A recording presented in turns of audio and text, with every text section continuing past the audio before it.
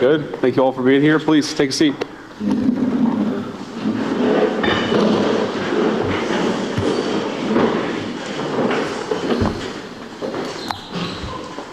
Okay, so what we're going to do is make some introductory remarks from me, from Andrew Ferguson, and from Stephen Miller, and then we'll kick out the press and have the real conversation. But first, let me say thanks to all of you for being here.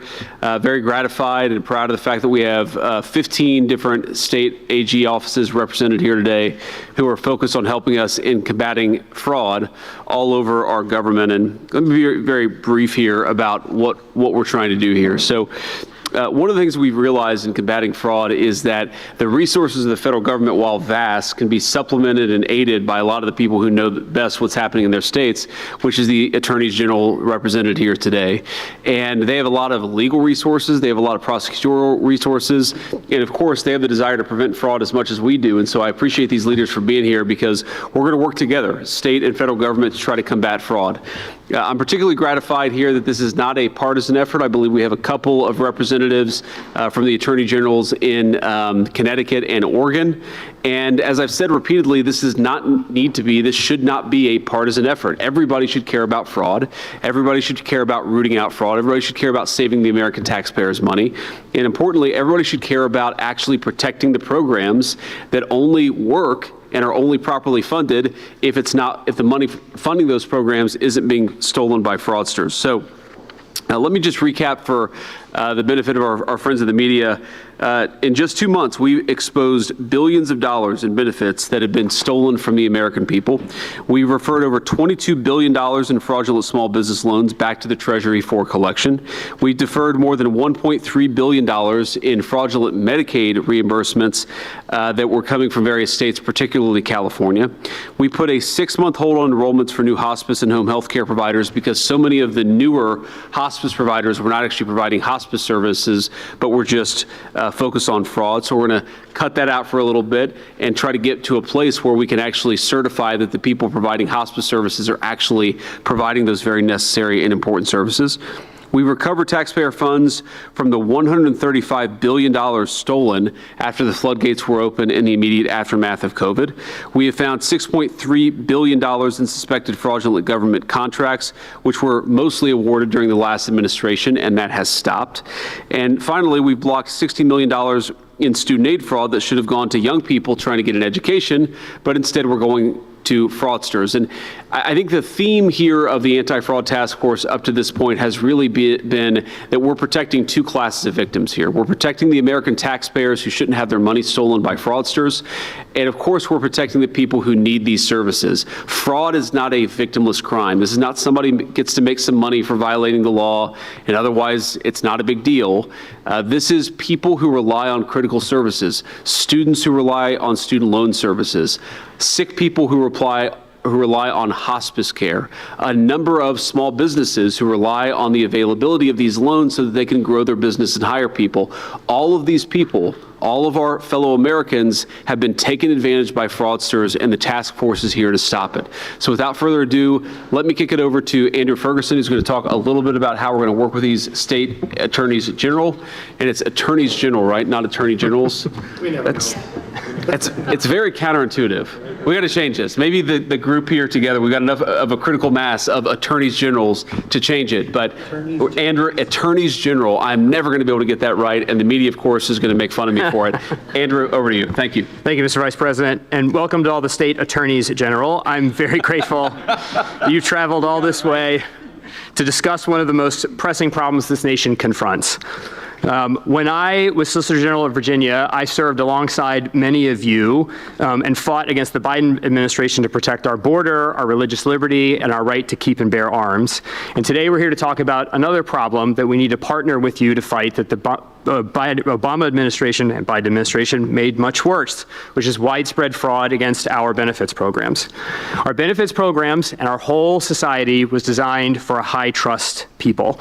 The American people rightly expect that their fellow citizens will deal with them and with the government honestly and fairly. That's why for up until the last decade or so, shelves in our grocery stores and our pharmacies were open and readily accessible. We weren't accustomed to seeing security guards outside of banks or jewelry stores. We didn't have to worry about organized retail theft or industrial scale scammers of the type you all protect your citizens from every day, nor did we have to worry about piratical fraudsters raiding our benefits program. But sadly, that is no longer true. It's become clear that huge groups of people in this country are taking advantage of our longstanding culture of trust to enrich themselves at the expense of the American people. I think a brief example would be illustrative. Just this weekend, I was shopping at a big home improvement store to buy a drill to do some home improvement. And I had to hit a call button and wait 15 minutes for a sales associate to come unlock a steel cage and a steel padlock to get access to a drill. It's why deodorant is now locked behind plastic windows at pharmacies. It's why security guards are seen at every store in America. The social trust has evaporated and people are taking advantage of it, and the same is true with our federal benefits programs. Huge segments of the population have decided to take advantage of this generosity and trust of American citizens through deception and fraud, and billions of dollars each year leave our programs into the hands of pirates, fraudsters, scammers, and gangs who treat American generosity as little more than a get-quick-rich scheme. We shouldn't have to live this way. American people are right to long for a period where we could trust each other, but while we are living this way, the government must act now to protect American citizens and their social programs. That is why President Trump has focused on this issue, and that is why the president selected the Vice President of the United States, a man who sits atop the rest of the government to coordinate the entire federal government's efforts to stop fraud in all of our benefits programs. And that requires us to do two things. First, we have to build protections within the programs to make sure taxpayer dollars don't enter the hands of fraudsters. That's what the task force under the Vice President's leadership has been doing for months. With our agency partners, we've uncovered tens of billions of dollars in fraud and prevented billions from going out the door into the pockets of fraudsters. For agencies that had robust anti-fraud systems that the Biden administration turned off, the task force and the agencies have turned them back on and prevented billions of dollars from leaving the agencies. And for the agencies that didn't have those systems, the task force has come alongside them and harnessed the power of American AI innovation to build automated systems to keep that money in the agency. It saves thousands of man-hours every year and billions of dollars that otherwise would exit the agencies and enter the hands of fraudsters. But the second thing we must do, and the reason we brought you all here, is that we must restore deterrence by finding, prosecuting, and punishing fraudsters. Unless fraudsters believe that there will be consequences attached with attacking America's benefits programs, they will keep doing it. Our fraud detection systems will stop much of it, but cannot stop it all.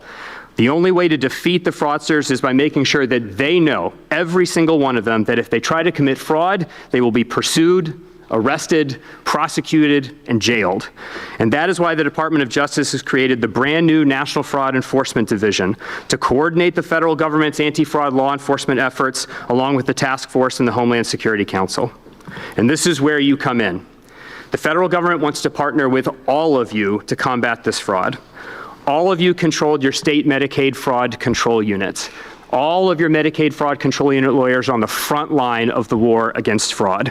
It is extremely important that they be effective, ready to fight as much fraud as they can, and that's why HHS will be conducting a thorough review of all of your Medicaid fraud control units to ensure that the nearly $500 million that the American taxpayers give you every year to fight fraud will be used to fight as much fraud as possible.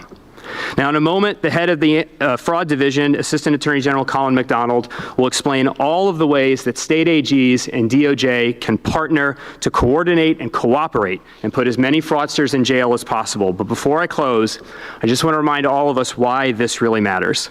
This isn't just about restoring social trust in America. This is about saving these programs so that your constituents who have paid for them can actually use them when they need them. Fraud is bleeding these programs dry.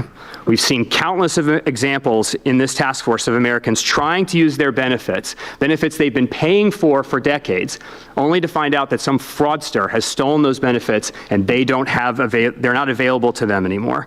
Just last week, the Department of Justice, under Assistant Attorney General McDonald's leadership, indicted 15 fraudsters in Minnesota. There, the fraud had gotten so bad that a major program designed to protect Americans from homelessness homelessness, including veterans, had to be shut down. It was so riddled with fraud, it could not be maintained. Your constituents are American citizens paying for these programs. They expect these programs to be there when they need them, and unless we stop the fraud, these programs will not be around in their current form for your constituents to use when they hit hard times, just as they've wanted to make them available for their neighbors in the same circumstances. So I encourage all of you, partner with us, partner with the department, partner with the task force, make your Medicaid fraud control units the elite fraud-fighting forces that they are intended to be. And with that, I'll turn it over to the Deputy Chief of Staff and Homeland Security Advisor, Stephen Miller.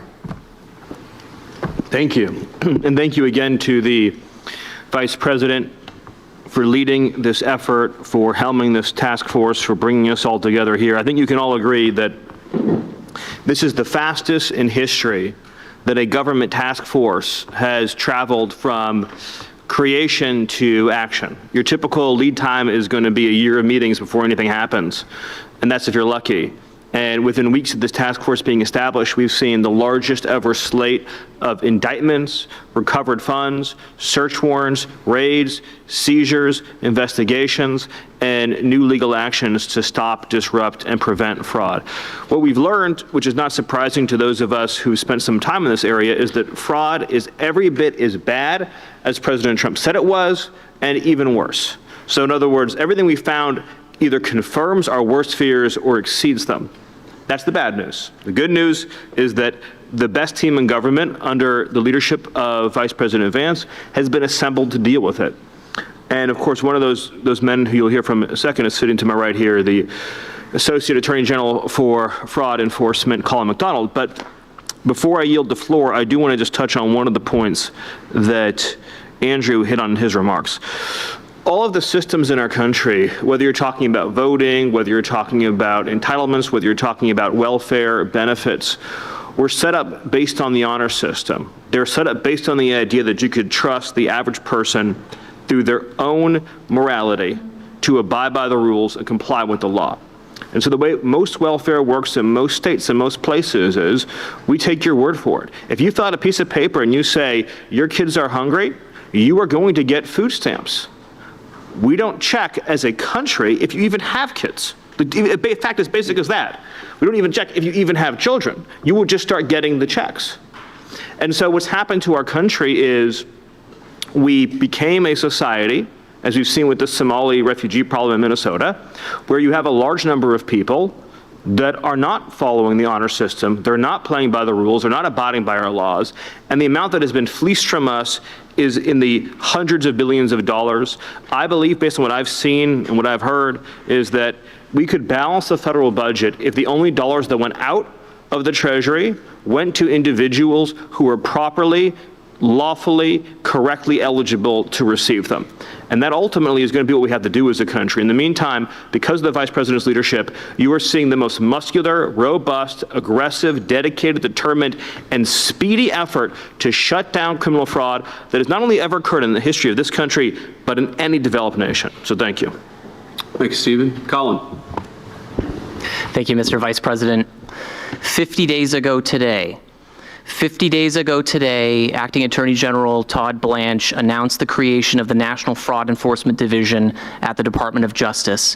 And today, 50 days later, the Fraud Division has announced 450 major fraud events occurring across the country, from charges to convictions to sentences. We are off to a rapid start to protect you, the American taxpayer, and ensure that your dollars stay where they belong, and that is in your pocket. When an individual's money is stolen, that individual takes it personally and does everything they can to recover their money. This task force, under the Vice President's leadership, we are here to take it personally every time someone decides to rob the United States of their money.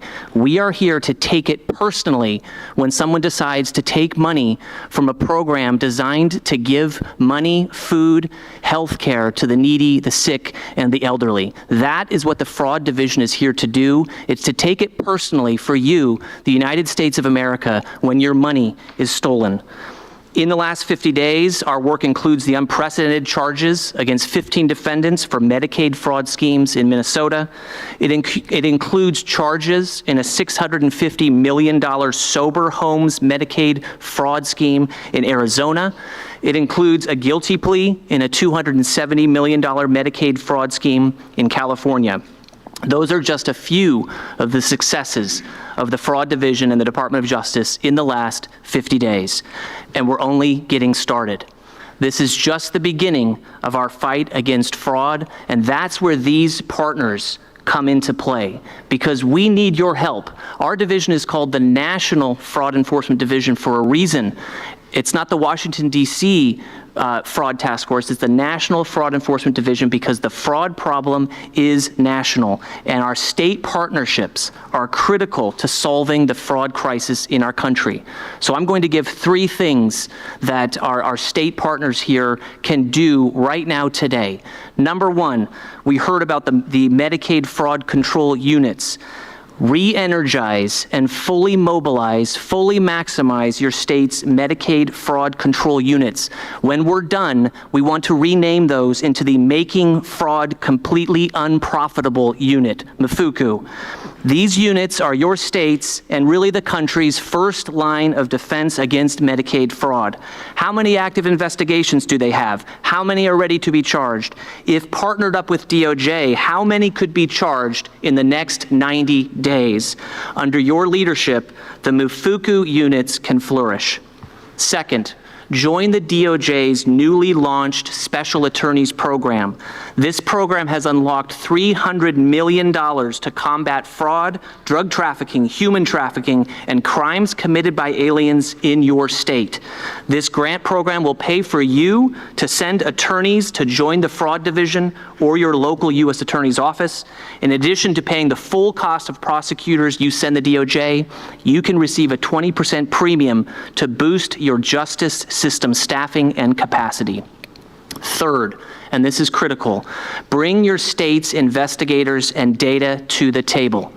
For us to bring a case, we need documents, we need witnesses. Bring your documents and bring your witnesses to the table. Don't run with your ball and go home. Come to the table and solve this problem with us. Your state's data, including Medicaid payment and claims records, and the expertise of your investigators are essential to uncovering fraud. We've developed a successful playbook for exploiting this kind of data to prosecute fraudsters. Next week, we'll be on the road to announce a partnership with a state that is leading the way in advancing coordination efforts with the Fraud Division. The state AG and the MFUCU unit are taking aggressive action against fraud. The state auditor, the state AG, and county prosecutors will be participating in our special attorney program, and the state treasurer and secretary of state are joining a statewide benefits fraud task force comprised of federal and state partners, which will be chaired by the U.S. Attorney's Office. And we invite you all to join us in similar efforts. It is our mission to combat fraud, no matter how big, no matter how small, no matter how hard, hold criminals accountable, protect victims of crime, and restore trust in our government. Come join us in the nationwide fight against fraud. We are ready to partner with you. Thank you, Colin. And let me just leave one final thought here before we dismiss the press and get down to the business of the meeting. So, as Andrew very ably pointed out, these are not victimless crimes. Sometimes the most vulnerable people in our community are the ones who suffer when we don't take fraud seriously. One of the cases that was part of Colin's series of indictments last week in Minnesota stood out to me and I think highlights how particularly egregious some of these fraudsters can be. And it's a man who was supposed to be providing services to allow elderly people to live full and independent lives. And what happened instead is that the man who was supposed to provide these services, reimbursed by the Medicaid program, was providing nothing. No services, no help, no check-ins, and the very man, the vulnerable elderly man that he was supposed to be protecting and looking after, was reimbursed by the taxpayer in order to do exactly that. That man died. And one day before he died, after months of being neglected by the caretaker who was getting reimbursed by the American people, one day before he died, he submitted his final reimbursement for services he never provided for a man he never cared for. And that man lived his final moments on this earth neglected while a fraudster got rich by providing services that he never actually provided. That's what we're trying to stop, ladies and gentlemen. That's what we have to fight back against. It's a shame that anything like that happens. But if it does happen, the only way to protect those people and the only way to protect the American taxpayer is to ensure that the fraudsters go to prison and that they stop this ridiculous scam on the American people. So with that, I'm looking forward to the meeting. Thank you, press. We're going to talk in private now. Take care, guys.